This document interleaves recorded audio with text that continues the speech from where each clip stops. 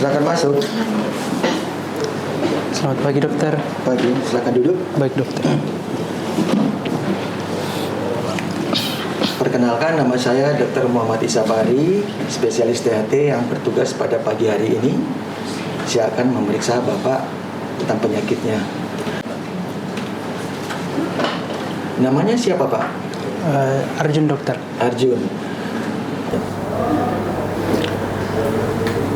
Pak Arjun, setelah ini saya akan memeriksa Bapak. Mungkin dalam pemeriksaan akan merasakan Bapak akan rasa tidak nyaman, tapi saya akan lakukan pemeriksaan terhadap Bapak seprofesional mungkin sehingga rasa tidak nyaman itu sangat minimal. Apakah Bapak bersedia? Bersedia dokter. Silakan duduk Pak.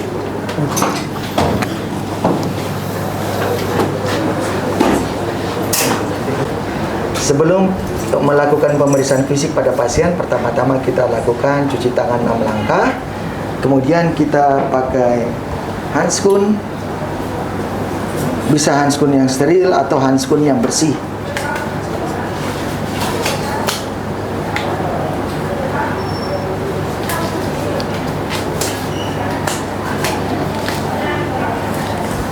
Kemudian kita menggunakan lampu kepala. Cara menggunakan lampu kepala adalah kita perhatikan posisi lampu, kemudian kita longgarkan, kita pasang di kepala, kita kencangkan, lalu kita nyalakan lampunya, dan harus sejajar dengan pandangan mata, ya. Karena pasien mengeluh gangguan pendengaran pada telinga kanan, maka kita lakukan pertama-tama pemeriksaan pada telinga kiri, ya. Oke. Kita periksa pada telinga kiri. Kita tahu bahwa telinga terbagi atas 3, yaitu telinga luar, telinga tengah, dan telinga dalam. Telinga luar terdiri atas auricula, meatus acousticus externus, dan membrana timpani. Pertama kita nilai auricula, apakah auriculanya itu ukurannya normal atau mengecil yang biasa disebut mikrotia, atau auricula itu besar seperti telinga kelelawar dibilang bat ear. Kemudian kita menilai keadaan preauricula. Kadang-kadang pada pasien-pasien tertentu secara genetik ada fistula preauricula yang biasa lubang kecil yang berada di depan auricula. Setelah itu kita nilai keadaan dari retroauricula. Pada pasien-pasien yang pernah mengalami operasi telinga, maka biasanya terdapat cicatrix pada daerah retroauricula.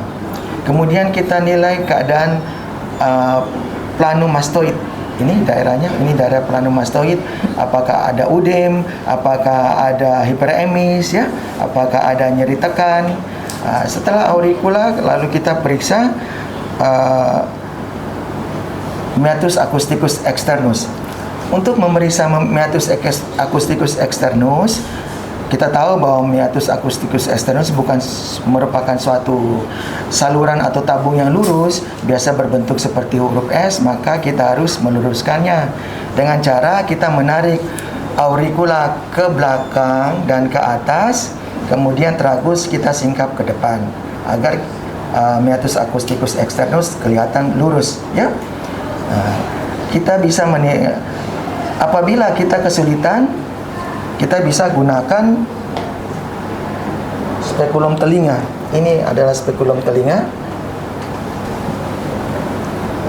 Secara pelan-pelan atau secara gentleman kita masukin spekulum telinga yang sesuai dengan usia ukurannya. Dari sini kita bisa melihat keadaan dari meatus acousticus externus sampai di membrana timpani. Kita nilai di meatus acousticus externus apakah ada sekret, apakah ada bisul, apakah ada reaksi peradangan, apakah ada serumen, dan setelah itu kita bisa menilai membrana timpani apabila meatus acusticus externus itu tidak ada sesuatu yang menghalangi. Di membrana timpani kita bisa melihat apakah ada perforasi. Kalau perforasi kita bisa tentukan apakah perforasi itu sentral, marginal atau atik. Kadang membrana timpani kita bisa menilai juga apakah dia suram, retraksi, apakah dia hiperemis, ya. Kalau seandainya dia perforasi, kita bisa menilai dari telinga tengah apakah ada keluar sekret atau tidak. Setelah selesai kita lakukan pemeriksaan pada telinga kiri, maka kita periksa telinga kanan yang dikeluarkan.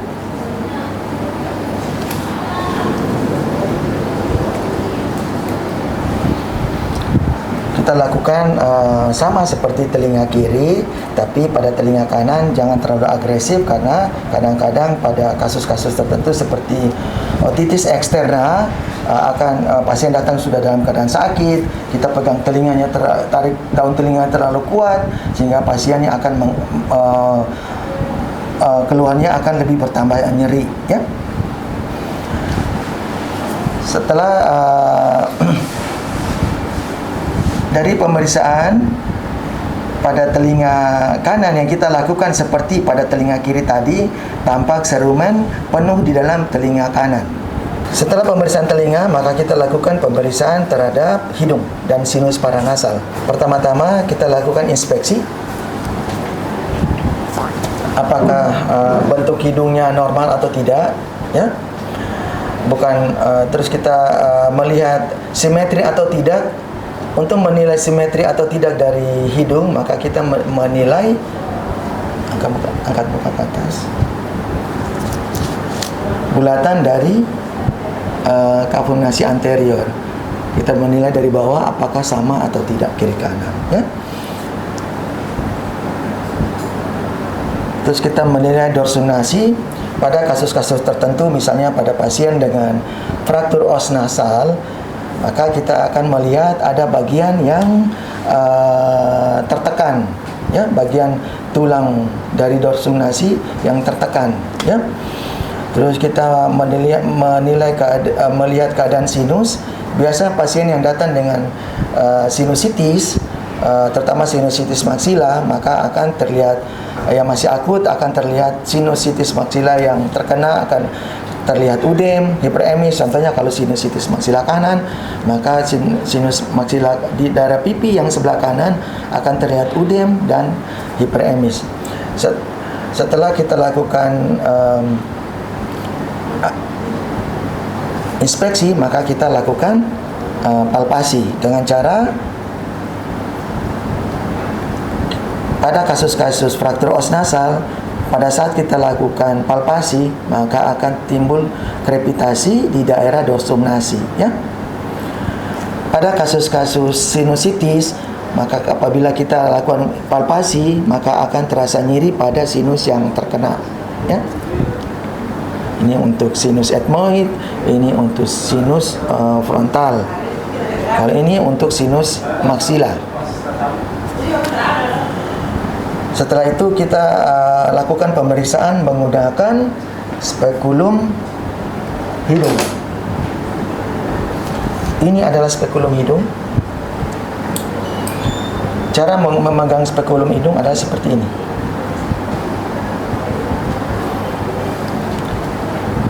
Kita lakukan pemeriksaan.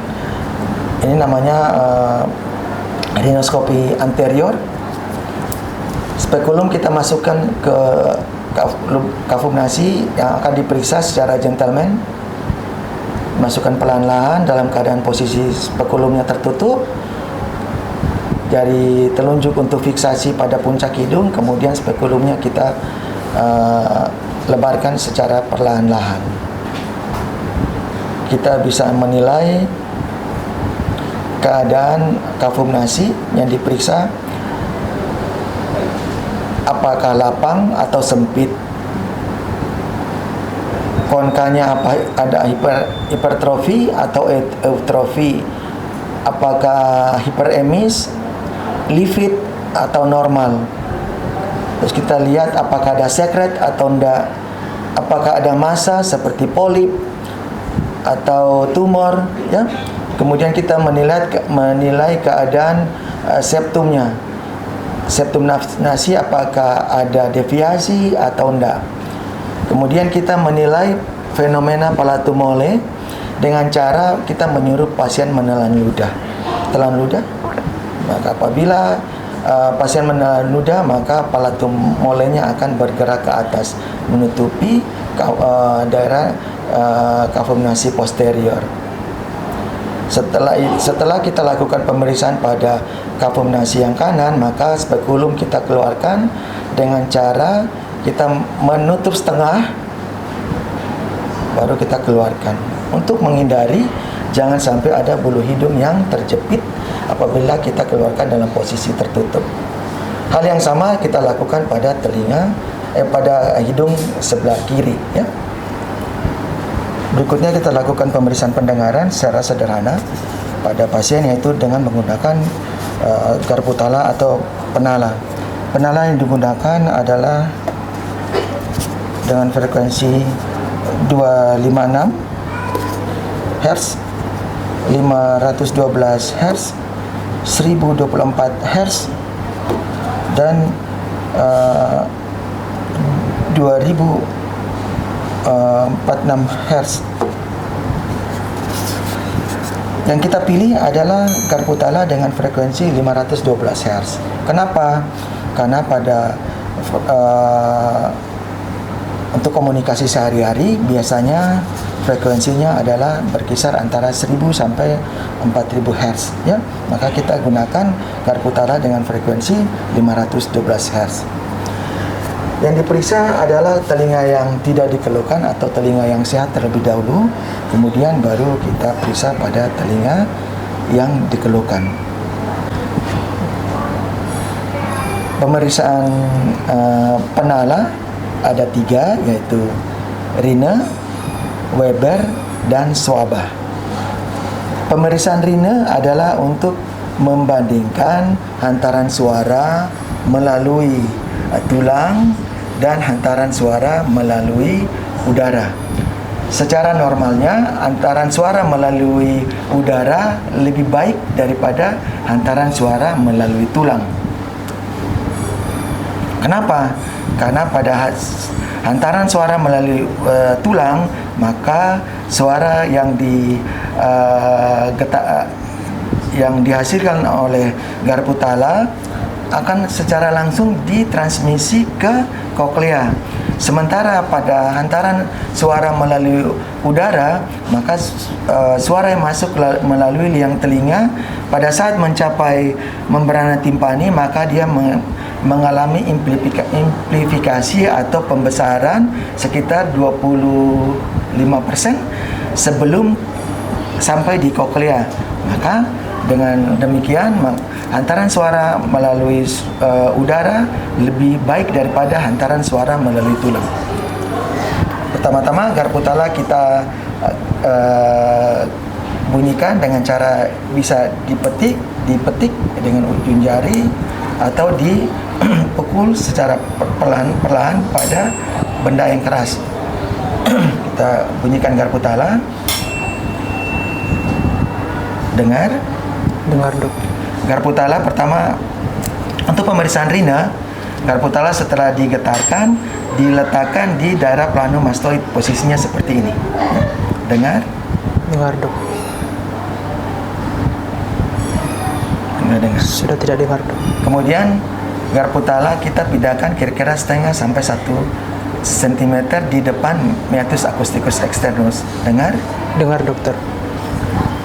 Berarti kesimpulannya Rhine pada telinga kiri adalah positif, ya. Sekarang kita pindah pada telinga yang dikeluhkan. Garpu tala kita getarkan, kemudian kita letakkan di plano mastoid.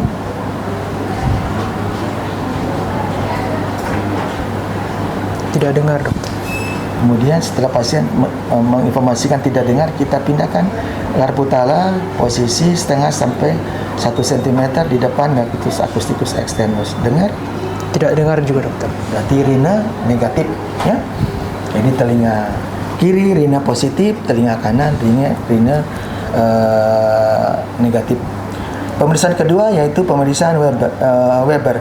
Pemeriksaan Weber adalah kita membandingkan hantaran suara melalui tulang antara telinga kanan dan telinga kiri, ya. Pada kasus-kasus normal maka tidak ada perbedaan antara telinga kanan atau telinga kiri, dalam artian tidak ada lateralisasi. Pertama, garpu tala kita getarkan, kemudian kita letakkan pangkal garpu tala pada bagian sagital kepala. Bisa darah glabella, bisa pada darah vertex, bisa pada darah gigi, ya. Tapi kalau itu pasien harus melepaskan gigi palsu apabila dia menggunakan gigi palsu, ya. Garpu tala kita getarkan, kemudian kita letakkan pada darah glabella dari pasien. Kita tanyakan pada pasien apakah mendengar pada telinga kanan ataukah telinga kiri atau tidak ada mendengar sama sekali. Dengarnya sebelah mana? Dengarnya sebelah kanan dokter. Pada kasus ini pasien menginformasikan bahwa pada pemeriksaan Weber dia lebih mendengar pada telinga kanan.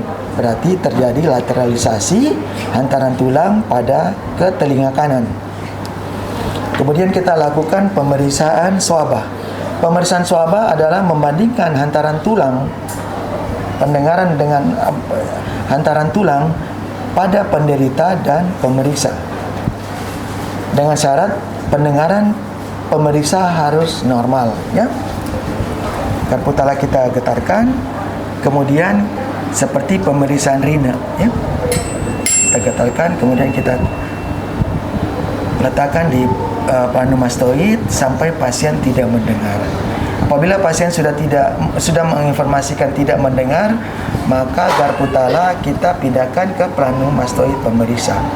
Bila pemeriksa masih mendengar, maka hasilnya swabah memendek, ya. Kalau pemeriksa juga tidak mendengar, maka pemeriksaan diulangi dari pemeriksa ke penderita. Apabila setelah dari pemeriksa sudah tidak mendengar, kemudian dipindahkan ke penderita juga tetap tidak mendengar, maka hasilnya swabah sama dengan pemeriksa. Apabila pemeriksa sudah tidak mendengar dan kemudian dipindahkan ke penderita masih mendengar, maka dikatakan swabah memanjang. Oke, kita lakukan.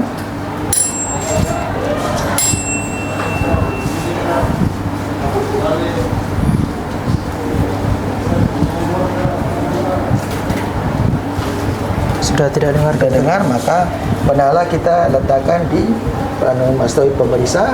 Ternyata pemeriksa juga tidak mendengar, maka dikatakan swabah. Tes swabah sama dengan pemeriksa. Sekarang kita periksa pada telinga kiri. Garpu tala kita getarkan, kita letakkan di pneumastoid penderita.